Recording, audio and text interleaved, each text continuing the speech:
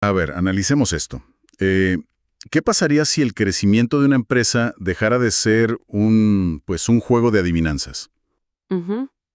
Es muy común ver a líderes de negocios perder el sueño al final de cada mes, cruzando los dedos, esperando que por arte de magia los números cuadren. Esa cultura del pánico trimestral, Totalmente agotadora.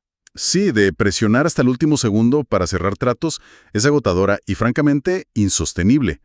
Pero el material que vamos a explorar hoy en este análisis a fondo promete un cambio radical. Transformar cualquier negocio en una auténtica máquina de ventas con ingresos totalmente predecibles. Y fíjate que el concepto de previsibilidad es justamente donde la mayoría de las empresas fallan. Para establecer el tono de esta exploración, hay que diferenciar muy bien entre generar ingresos por pura fuerza bruta y diseñar un sistema estructuralmente sólido. Claro. Quien se dedica a los negocios hoy en día suele ahogarse en un mar de, tácticas de ventas, trucos de persuasión o herramientas tecnológicas carísimas, pero carece de un motor predecible. Ajá. Lo que este material propone es, digamos, abandonar de una vez por todas la fe en los héroes de las ventas y empezar a construir procesos de ingeniería comercial. Es que para quien escucha, entender este sistema es el atajo definitivo para organizar el crecimiento. Da igual si se trata de una startup que apenas arranca o de una gran corporación. Este conocimiento permite dejar atrás las tácticas anticuadas de alta presión. Así es. Las fuentes que vamos a desmenuzar hoy provienen del libro Predictable Revenue, de Aaron Ross y Mary Lou Tyler. Y ojo, esto no es teoría de salón de clases. Estamos hablando del sistema exacto que generó $100 millones en ingresos recurrentes para Salesforce.com en sus primeros años. 100 millones, ¿sí? El caso de Salesforce es fundamental porque documenta una transformación real nacida de un fracaso previo. A ver, hay una creencia sumamente arraigada en el mundo corporativo. Si se quieren más ventas, simplemente hay que contratar a más vendedores. Exacto, es la lógica tradicional. Pero el texto desafía esto frontalmente. Añadir más personal de ventas no equivale automáticamente a un crecimiento proporcional de los ingresos. De hecho, sin la estructura adecuada, añadir más cabezas solo multiplica el caos operativo y quema el presupuesto. Pero un momento, históricamente esa ha sido la solución lógica para cualquiera. Si un vendedor trae, digamos, $1 millón al año, la matemática simple diría que 10 vendedores traerán 10 millones. ¿Por qué el autor afirma que esto es un mito? Porque se ignora el cuello de botella real, que es la generación de oportunidades. Y Aaron Ross no llegó a esta conclusión desde una torre de marfil. En 1999, él era el director ejecutivo de una empresa llamada leaseexchange.com. Ahí intentó aplicar esa misma lógica matemática. Contrató a muchísima gente, invirtió capital y la empresa fracasó dolorosamente. ¡Wow! Aprendió a la mala que si no hay un sistema para generar prospectos de calidad, de forma constante, tener 100 vendedores estrellas sentados en un escritorio no sirve de absolutamente nada. Porque no tienen con quién hablar. Exactamente, no tienen a quién venderle. Esa historia de fondo le da muchísima credibilidad al argumento. Estoy seguro de que el dolor de ese fracaso fue lo que lo llevó a Salesforce con una mentalidad distinta. No quería ingresos aleatorios ni depender de la suerte. Quería previsibilidad absoluta. Totalmente. Y de esa experiencia, el texto destila 3 claves fundamentales que sostienen todo el modelo. Esas 3 claves son, digamos, el cimiento innegociable del sistema. La primera es la generación predecible de prospectos, o leads. Si no se sabe cuántos prospectos van a entrar el próximo mes, es imposible predecir los ingresos. Claro, es el combustible del motor. La segunda clave es establecer un equipo de desarrollo de ventas que actúe como un puente entre las campañas de marketing y el cierre de ventas. Y la tercera es mantener sistemas de ventas consistentes. Porque sin un proceso repetible, la medición es francamente imposible. A ver, detengámonos un poco en esa segunda clave. La creación de este equipo puente. Porque siempre se ha valorado al vendedor todoterreno, el estereotipo del lobo de Wall Street, que busca su presa en frío, la enamora, la persigue y finalmente cierra el trato. El famoso llanero solitario. Ese mero. ¿Por qué el texto sugiere que esto es un error? O sea, suena a que dividir el trabajo es complicar algo que debería ser mucho más directo. Bueno, suena contraintuitivo a primera vista. Pero obligar a los cerradores a buscar sus propios prospectos es una ineficiencia estructural masiva. Estoy convencida de que este es el punto de quiebre para muchas empresas. El documento señala 3 realidades muy incómodas sobre esto. A ver. Primero, los cerradores, por naturaleza, odian prospectar en frío. Ellos prefieren la adrenalina de la negociación final.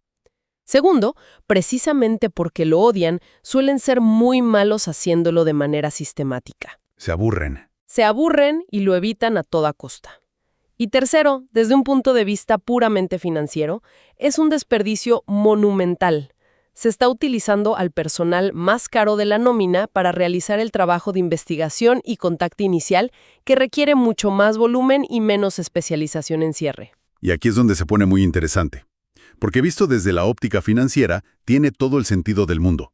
Poner a un cerrador carísimo a buscar correos en Internet es como usar un bisturí quirúrgico para cortar el césped. ¡Qué buena analogía! Es exactamente así. Entonces la solución del libro es un mantra absoluto. Especialización. El fin del vendedor que hace de todo. Especializar, especializar, especializar. El documento desglosa 4 roles básicos en los que una organización comercial moderna debe dividirse. El primero es el de los representantes de respuesta al mercado. Su enfoque es 100% inbound. Ok, los que reciben. Exacto. Su única tarea es calificar a las personas que ya mostraron interés y llegaron solas, ya sea por la página web, por un seminario web o por publicidad. Ellos son el primer filtro pasivo. Entendido. Luego viene el segundo rol, que es el verdadero motor proactivo de esta metodología. Los representantes de desarrollo de ventas. Y aquí es fundamental introducir las siglas en inglés que dominan la industria. Los SDR, por Sales Development Reps. Así es. Ellos son los exploradores. Su trabajo es estrictamente outbound. Van a buscar cuentas frías, empresas que no saben que la solución existe, generan la oportunidad desde cero y la entregan lista para negociar. Un punto clave que menciona el texto es que los SDRs nunca, bajo ninguna circunstancia, cierran un trato. Y esa restricción es lo que los hace tan efectivos. Al no tener la presión de cerrar, pueden enfocarse en investigar y calificar. Una vez que un SDR encuentra y califica una oportunidad real, entra el tercer rol, los ejecutivos de cuenta, conocidos en el medio como AEs, por Account Executives. Los cerradores. Ellos son los closers, sí. Reciben esas oportunidades ya filtradas por el SDR, hacen las presentaciones formales del producto, manejan las objeciones complejas, negocian los contratos y finalmente cierran los tratos. Pero falta una pieza en este engranaje, ¿verdad? Porque, ¿qué pasa una vez que el AE cierra el contrato y el cliente ya pagó? Ahí entra el cuarto rol, el equipo de éxito del cliente, a los que el texto llama farmers o agricultores. Su objetivo es garantizar que el cliente implemente bien el producto, vea valor real, se mantenga a largo plazo y eventualmente compre más servicios. Es una separación de responsabilidades que evita que el cerrador se convierta en soporte técnico. Es fascinante ver cómo esta estructura imita una línea de ensamblaje industrial, pero aplicada al intelecto y a la comunicación. Y el texto da una proporción muy clara sobre cómo equilibrar estos roles. Menciona que un solo SDR puede dar soporte a entre 2 y 5 ejecutivos de cuenta, o AE. Aunque si se trata de ventas corporativas de altísimo valor, la relación puede ser de 1 a 1. El objetivo es que la AE pase todo su tiempo negociando, mientras el SDR alimenta la máquina de prospectos incansablemente. Ahora bien, tener el organigrama perfecto en papel no genera ingresos por arte de magia. La verdadera innovación de este libro radica en cómo operan esos SDRs en el día a día. No se trata simplemente de poner a gente a hacer llamadas telefónicas al azar. De hecho, el proceso central se llama Cold Calling 2.0 o llamada fría 2.0, lo cual esconde una ironía metodológica muy interesante. Sí, la gran ironía es que casi no hay llamadas frías al principio. Todo empieza con correos. Pero antes de llegar a la bandeja de entrada o al teléfono, el texto es muy estricto sobre el paso 1, definir el perfil del cliente ideal o ICP por sus siglas en inglés. La regla fundamental aquí es dejar de intentar venderle a todo el mundo. Es un error clásico de la desesperación comercial creer que cualquier empresa con presupuesto es un buen cliente. El material insiste en que la especialización requiere enfocarse únicamente en el 5 al 10% superior de los clientes potenciales. Los mejores. Solo los mejores. ¿Cómo se define a este grupo? Son aquellos que sufren el problema específico que el producto resuelve, que tienen la mayor probabilidad de comprar rápido y que generarán más ingresos con menos fricción. Pero en la práctica, ¿cómo se ve ese filtro? ¿Por qué decir, no sé, empresas medianas suena demasiado vago? Es demasiado vago. El texto exige filtros implacables. En lugar de empresas medianas, el criterio debe ser algo como empresas de software B2B de 25 a 200 empleados ubicadas en cierta región. E incluso usar filtros negativos. ¿Filtros negativos? Sí, como empresas que no tengan agencia de publicidad o que no tengan un equipo interno de desarrollo. Si un prospecto no cumple con estos criterios, blancos o negros, el SDR simplemente no lo contacta. Se elimina el desperdicio de tiempo antes de empezar. Claro, es optimización pura. Una vez que se tiene ese perfil blindado, pasamos a la acción. Armar las listas y la prospección en sí. Y aquí volvemos a la ironía del cold calling 2.0. En lugar de interrumpir a directivos con llamadas telefónicas que todo mundo odia, el proceso inicia con el correo electrónico. Así es. Pero no cualquier correo masivo con gráficos bonitos y logotipos gigantes. De hecho, enviar correos con formato elegante es contraproducente aquí. El comportamiento humano ha desarrollado una ceguera enorme hacia los correos que parecen publicidad. Por eso, el enfoque del autor exige correos en texto plano. Nada de HTML complejo. Nada. Deben verse visualmente idénticos a un mensaje que un colega le enviaría a otro desde su cuenta personal. El detalle del formato es clave. El autor menciona que el texto debe tener el tamaño de una pantalla de BlackBerry. Esa referencia revela un poco la época del libro, claro. Sí, es un viaje en el tiempo. Pero hoy en día diríamos que debe poder leerse de un solo vistazo en la pantalla de un celular sin hacer scroll hacia abajo. Es decir, corto y al grano. Muy corto. Pero lo que resulta realmente sorprendente para quien analice este método es el contenido del correo. No se intenta vender nada. Ni siquiera se pide una reunión para mostrar el producto. El único objetivo es hacer una sola pregunta simple pidiendo una referencia. Esa es la genialidad psicológica detrás del método. Si se envía un correo a un director general intentando venderle un software de buenas a primeras, la barrera defensiva sube inmediatamente. Por supuesto, lo borran en un segundo. Pero si el correo simplemente dice, ¿podría indicarme quién es la persona adecuada en su equipo para hablar sobre la gestión de inventarios? Se apela a la tendencia humana de querer ayudar dando direcciones. Es una solicitud de muy baja fricción que esquiva a los asistentes y porteros corporativos. Claro, delegar es lo que hace un directivo. Y si el director general responde diciendo, habla con Roberto del departamento técnico, el SDR ya tiene una entrada cálida increíble. Cuando contacta a Roberto, puede decir con toda honestidad, tu jefe me pidió que hablara contigo. Es un nivel de influencia completamente distinto a llamar en frío. Es el pase de entrada perfecto. Y este mecanismo funciona basado en matemáticas muy disciplinadas. El texto plantea métricas objetivo muy claras. El SDR debe enviar de 50 a 100 de estos correos muy precisos al día. Un volumen considerable, pero manejable. Respuestas diarias. Eso representa una tasa de respuesta del 8 al 12%, lo cual es altísimo para estándares de prospección fría tradicional. Pura matemática aplicada a las interacciones humanas. Ahora, digamos que el prospecto responde positivamente.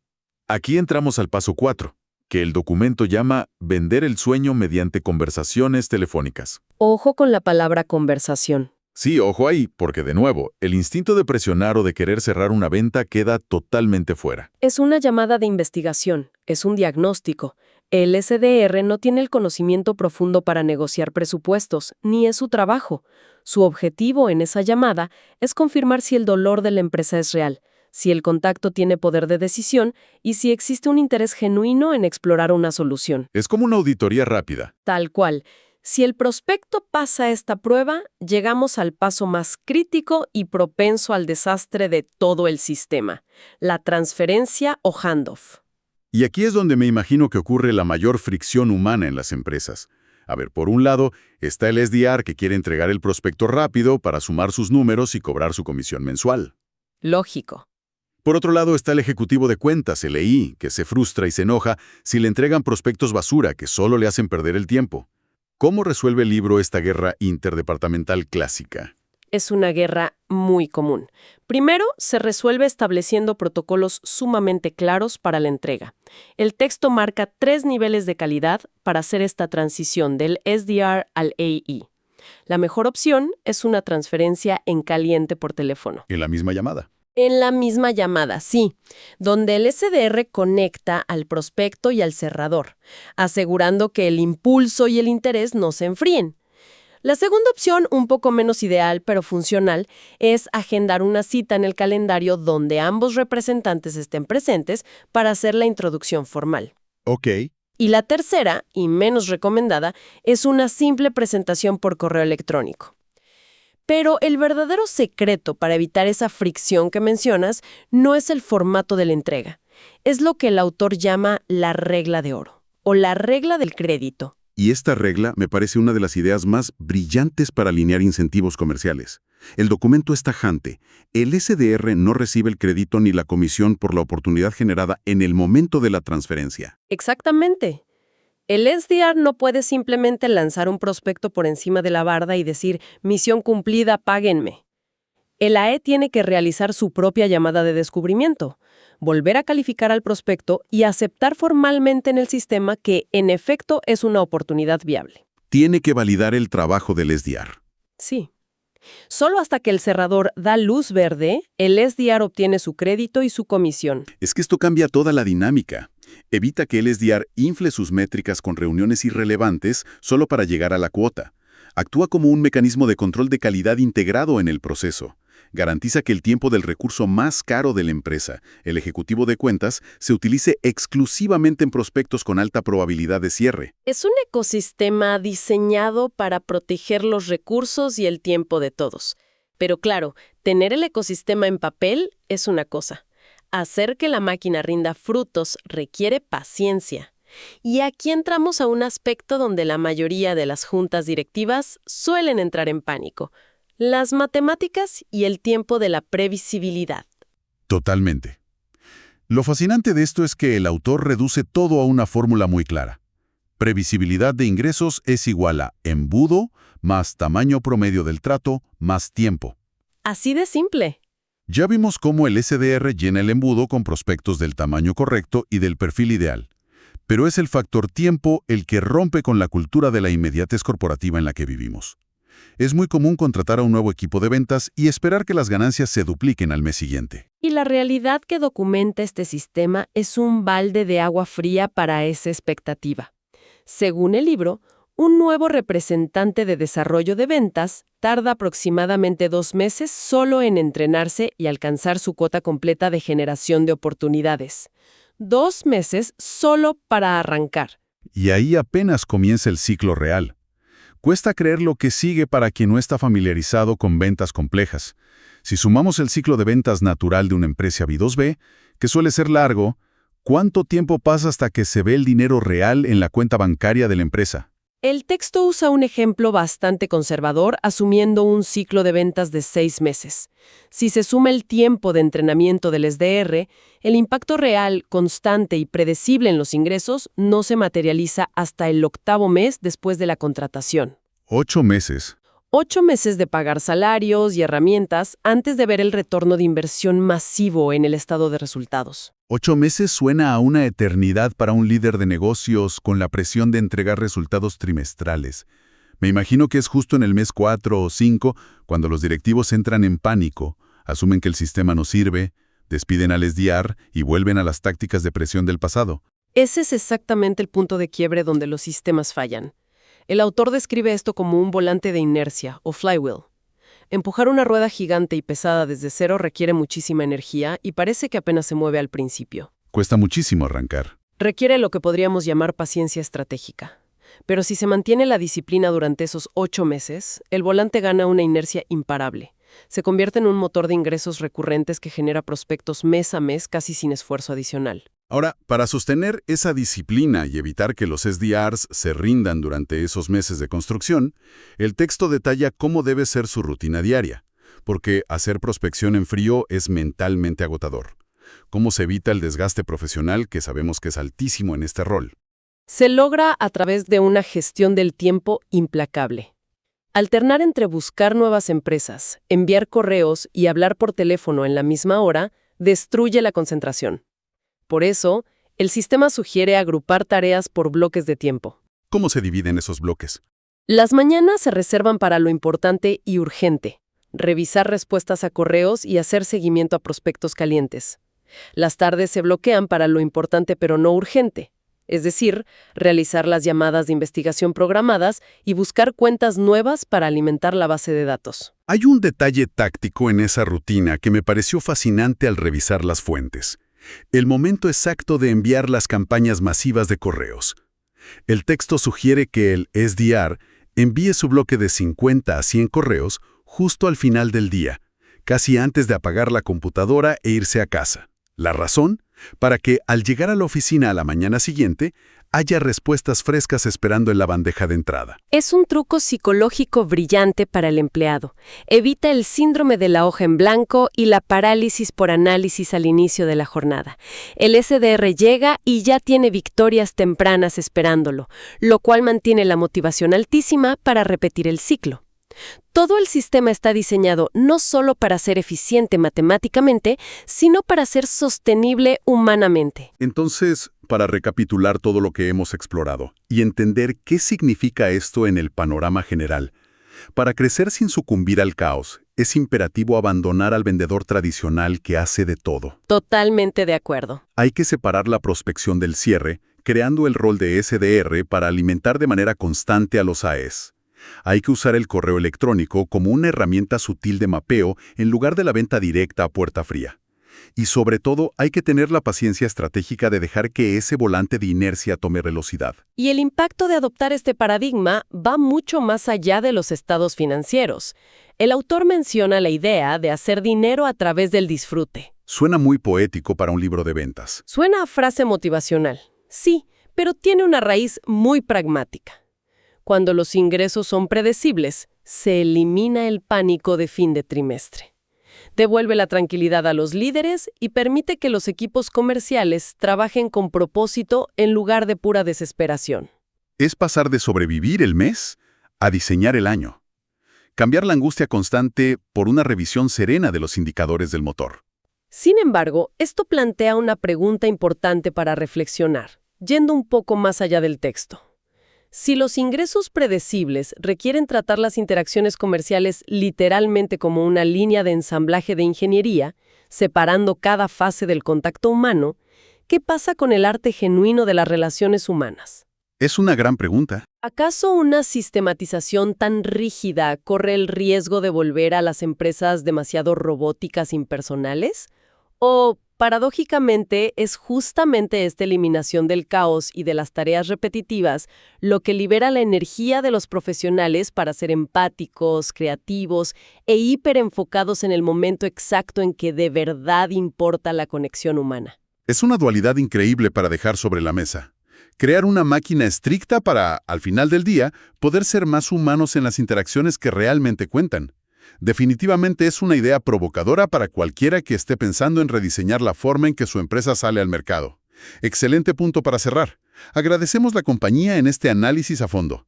Hasta la próxima inmersión en las ideas que transforman nuestra forma de trabajar.